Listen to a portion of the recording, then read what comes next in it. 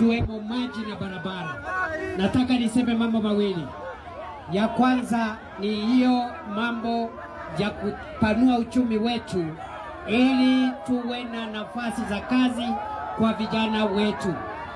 Rais vile ametaja, tuko na programs zetu katika mambo ya affordable housing, tuko na programs zetu katika Nairobi River Regeneration ambaye ni climate works, na vile vile tunatafutia vijana wetu kazi katika hiyo program ya kazi majuu.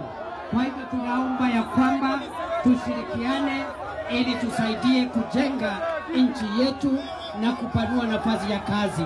Jambo la mwisho ni ya kwamba nchi yetu ili iweze kusonga mbele kimaendeleo na iwe na amani, ni lazima jamii zote tuishi kwa umoja, tuishi kama taifa moja, tusiwe na ubaguzi wa aina yoyote, tusiwe na ubaguzi wa kabila, ubaguzi wa dini, ubaguzi wa jinsia.